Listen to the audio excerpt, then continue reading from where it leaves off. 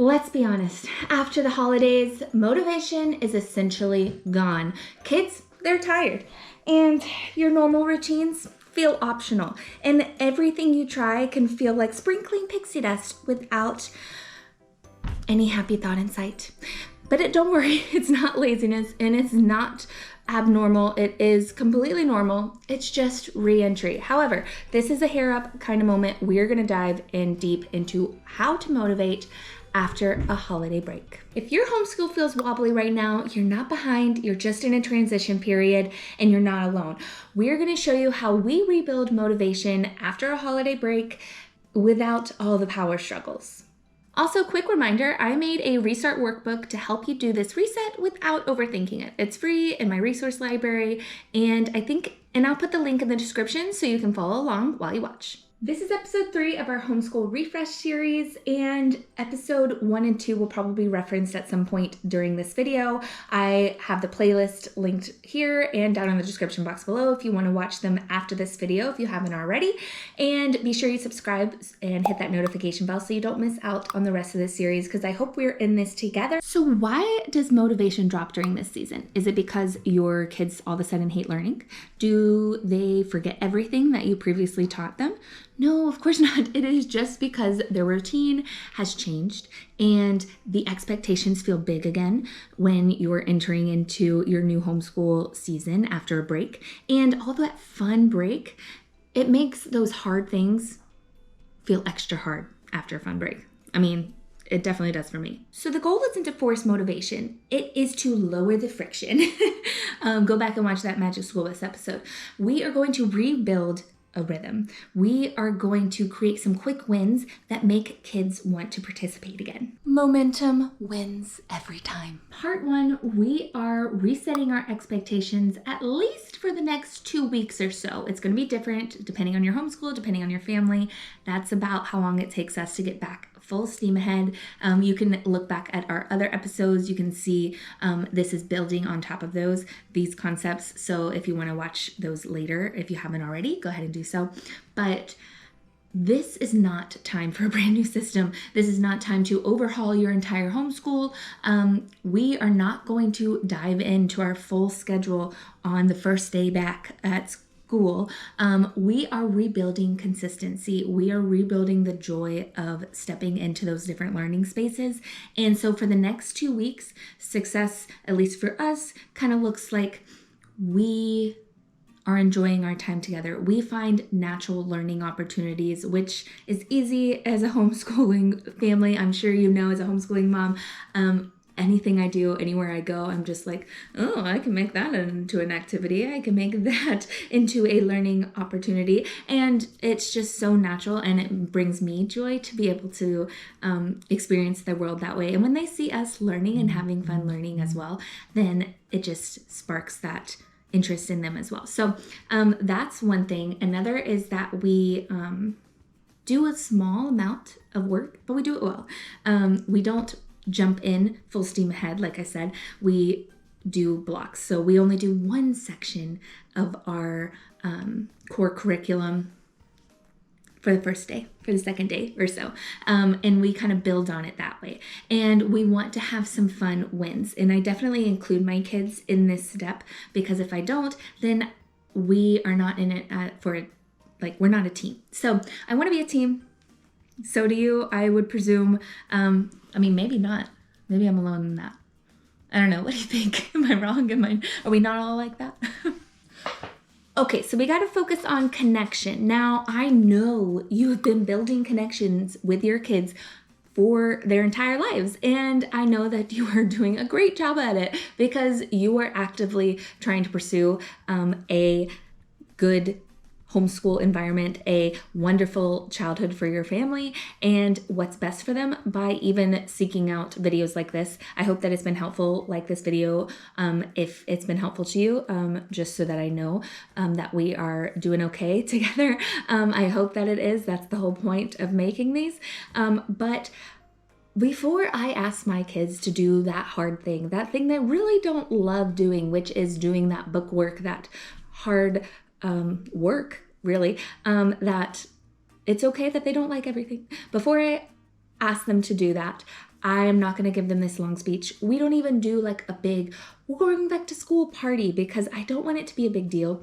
We're not doing a big heart to heart. We are just going to do something together that they enjoy. Something that says, we might be starting this new school season. We're getting back into school, but that doesn't mean you're losing those really fun moments that we have together. Whether that is doing a read aloud on the couch, we do morning baskets, we do crafts together, we do little games, whether they are sneaky learning games or game school games or just fun games that we do together. We do poetry tea times, which end up mostly being like hot chocolate this time of year, with like some picture books and a few poetry books for my older one. Let's see what else we do. We go on bike rides together. They got bikes for Christmas, and so that's been really fun to see them grow in that way. So we do some of those things first before we dive into the nitty-gritty work. So if your homeschool is feeling a little bit tense, that's what I would suggest. That's always what works for us. Even if it's not right after a refresh, connection always is the best fix for our family. So I hope it helps for yours as well. I'm sure you're already doing it. It's just, I gotta mention it, like it wouldn't work without it. Next up, we're focusing on small wins. Now, we're not going to accomplish everything in that first day, second day, third day, any day. Rome wasn't built in a day, as they say, and they're going to be looking to you to see your attitude on how you're feeling on it. Are you stressed? Are you worried that we're behind? Do we need to catch up? We need to get it all done. Those are feelings that I feel, okay? You're not alone if you feel them too from time to time. Am I doing enough? Those kind of feelings.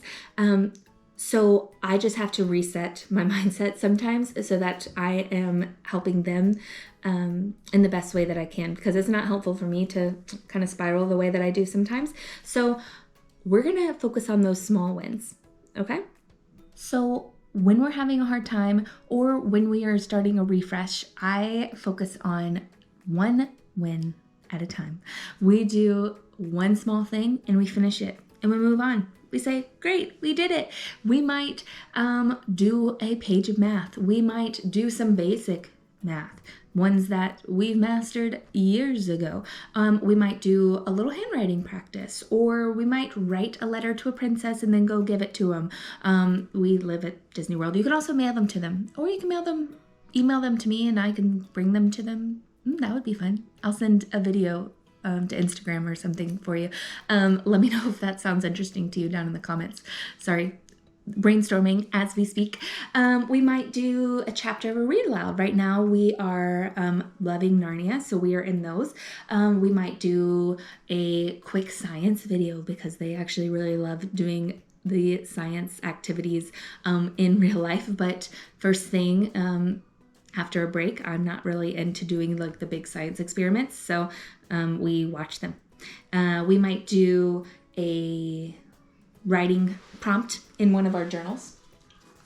This is the one that I made for my second grader, where we can write back and forth to one another. And so those are a fun way to have a quick win. We do handwriting, grammar, spelling, language arts, all in one, and it's something that I don't have to force on her as much as I do some of her other book work. So it's a quick win, and she is getting that practice that she needs. So that's just an example. We're not doing that full schedule yet. Remember, we are easing into it, and it's becoming just like a natural part of our day again. Next up, we are doing choices with boundaries. Now, I want my kids to be as involved as possible when we are planning our school days. Now, does that mean that I let them choose absolutely everything every single time? Of course not. But do I give them options from time to time? Yes. Now, do I give them options every time? Also, not yes. No, I don't. So if there's the occasional time when I'm like, you got to do this, Paige. You got to do this activity because I want them to persevere through that because there are things in life they're just going to have to do. But there are so many other times when we can be creative and we can make it fun and follow their interests. So I try to do that as much as possible, but I make sure when I'm giving choices that I am giving two that I find awesome or one that might be more applicable to something that they would like, or not applicable, but you know what I mean. So I would give them something like, do you want to do your math on the floor? Or do you want to do it at the table? Do you want to go outside and read first? Or do you want to go upstairs to your room and do your handwriting? Or whatever the case might be. Do you want to do math for 15 minutes? Or do you want to finish the page? Those are some things that are just examples of ideas I've had for choices. And my daughter now is a pretty good negotiator. She will come up with her own and own creative solutions. And a lot of times they're great and I go with those. She does not get a yes most of the time or all of the time, but it is really cool to see how her critical thinking and mind has developed that way, and her creativity as well. Other ways to solve a problem. And I think that's such a great benefit of homeschooling. There's so many great benefits of homeschooling, like I've mentioned in this series. Again, I would love to hear what your favorites are in the comments. I love hearing those. What's your favorite benefit? So you're still making the plan, but they have a little bit of ownership over it, because eventually they're going to have ownership over all their life, right? Pretty much all of it. And you want them to be able to make those choices and make good choices. So that is why we do it this way. I've reiterated this a few times in this series, and I will do it again right now. The next thing I want you to do is reset your expectations for the next few weeks. I don't know how long it's going to take for you to do that. For us, it usually takes about 2 weeks to get back to full steam, but you do not have to go back to normal tomorrow. You can do it over the next couple of weeks. You can reintegrate school into your life.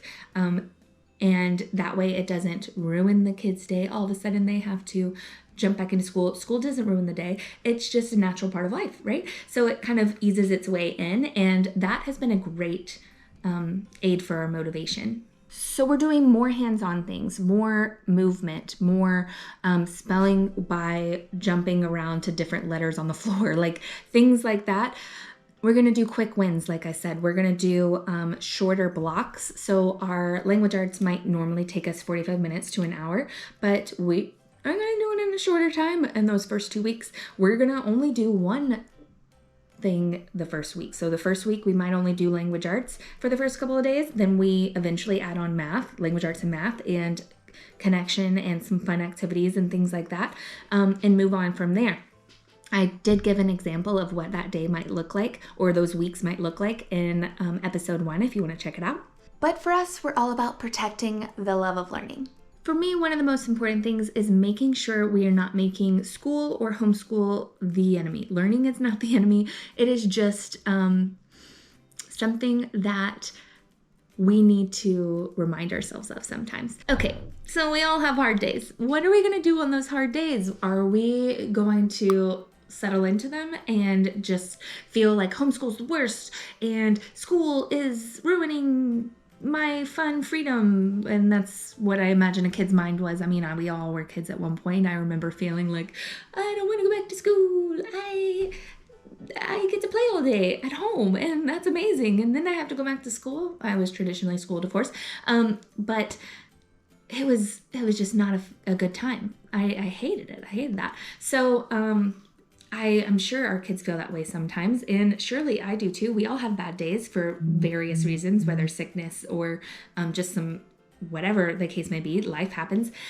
Let's just focus on connection. We're going to do maybe one subject in school, and it might be that we are supposed to be learning fractions, and so we jump to learn them in like the kitchen instead, or we are supposed to be like adding and subtracting, and so we just go play a board game that includes that. There are ways to get around a hard day, and that's just what we choose to do. We just don't want to make school the bad guy. Now, I am drawing a lot from our experiences and the experiences that I have heard of from many of our friends and many of you, but I would love to learn, what is the hardest thing for you after the holidays, like restarting, getting that motivation back for you and for the kids?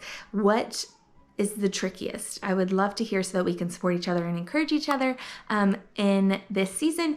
Let me know down in the comments below. I didn't really focus yet on how I stay motivated to do this, and usually I love homeschooling and I love teaching my kids, and I just thrive off of it. But there are times when I need motivating too.